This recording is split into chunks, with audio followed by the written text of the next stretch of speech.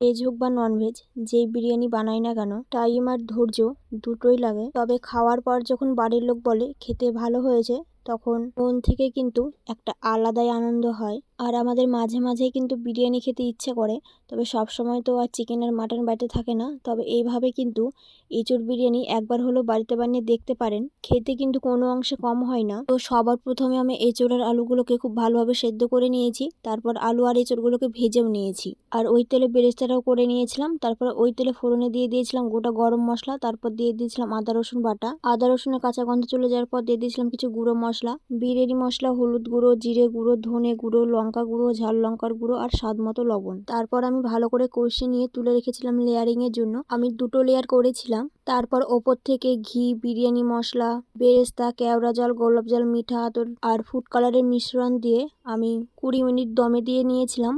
সত্যি খেতে কিন্তু চিকেন বিরিয়ানির মতনই লাগছিল। তোমরাও ট্রাই করে কিন্তু দেখতে পারো।